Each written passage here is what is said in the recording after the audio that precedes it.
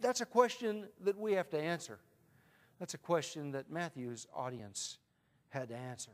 How do we assimilate all of God's children into our communities of faith? A second phase of that program is going to be that we're invited to go beyond the doors of our church, because many of our churches are found to be exclusive. Those service stations where we go to be refueled so that we can go into another week. Is there room for all of God's children at the table?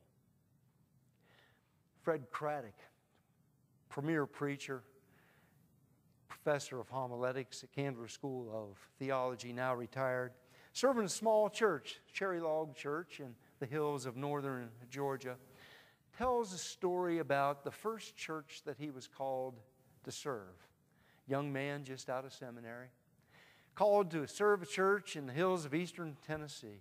He said it was a pretty church, white clapboard church sitting in a stand of pines. He said church people were so proud of the church, they planted a birch tree out back so that when it grew in the fall with those beautiful colored leaves, it just set that church off in that stand of pines. Kept the church in great shape. But it was a poor church, a rural church. He said inside the church you could see the oil lamps along the walls. The pews were all hand-hewn out of birch.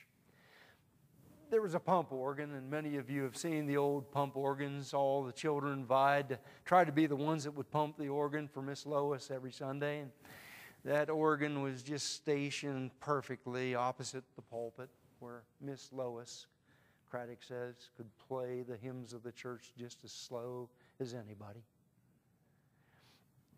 It was a pretty church, a good church.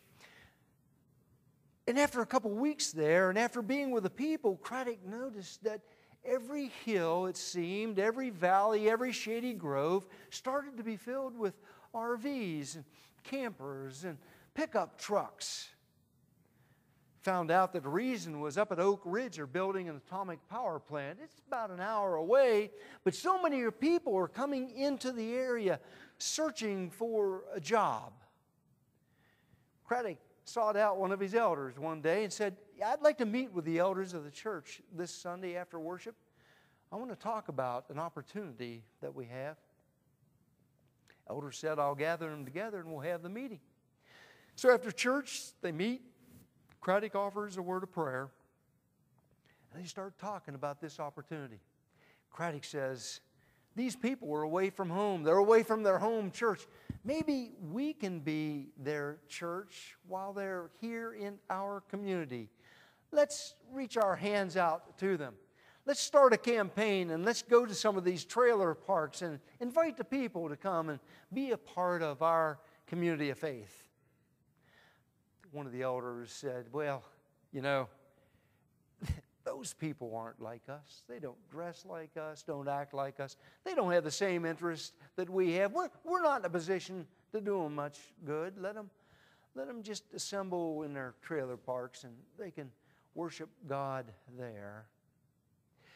An argument broke out. Somebody cut it off. Said, let's pray about this. We'll come together next Sunday, and after worship we'll have another meeting and we'll vote on this. They all agreed. Next Sunday came around. Had the meeting. Craddock opened with a word of prayer, and immediately an elder of the church stood up and he said, I move that in order to be a member of this church, you have to own property in this county. Somebody else said second, and they quickly voted. It was unanimous. A unanimous vote not to include the people who were there to find work.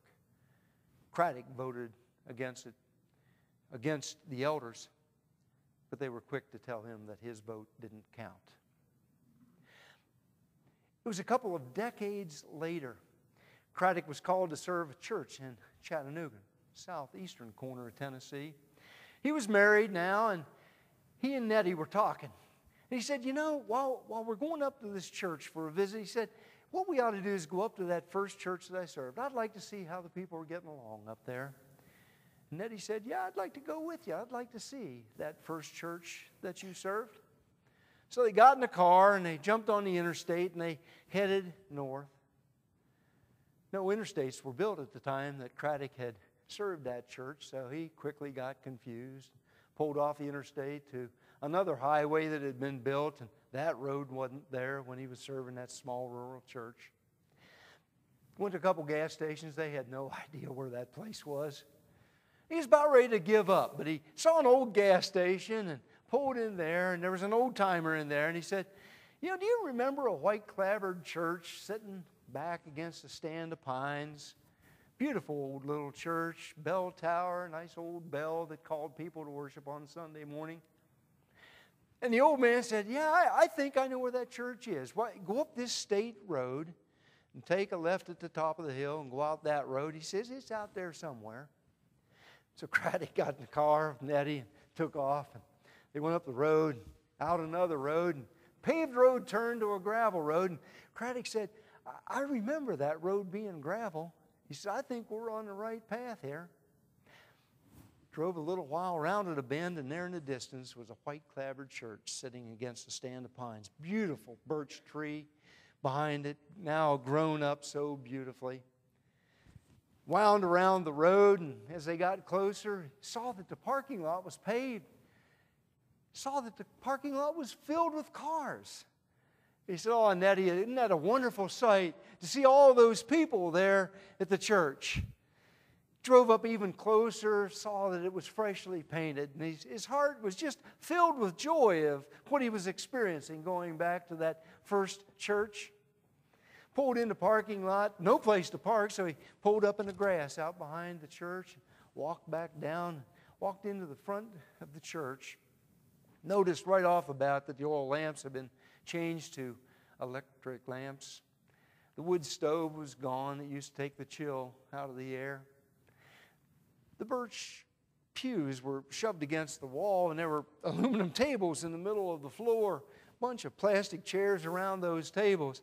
And he noticed that the organ was shoved back away from that prominent position that Miss Lois demanded. And it was back over against the wall, and that's where he wanted to put that organ some 2 decades ago. He said things were the same, but things were different. But oh, what a joy it was to see all those people in there. What a joyful noise they made. It's like revisiting Pentecost.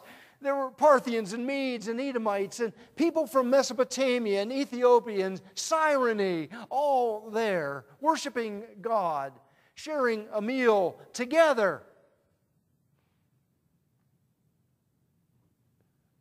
And then he remembered the sign that was out front, that barbecue sign, all you can eat for $4.95. And he realized it was no longer a church. It was a restaurant. And he says to Nettie, "You know, Nettie, it's a good thing that this is no longer a church. Because if it was a church, these people wouldn't be welcomed here." Our God is an inclusive God, calling on each one of us to be invitational, making room for all of God's children at the table of God. Do we invite them in? Or do we consider them as dogs? What are your thoughts?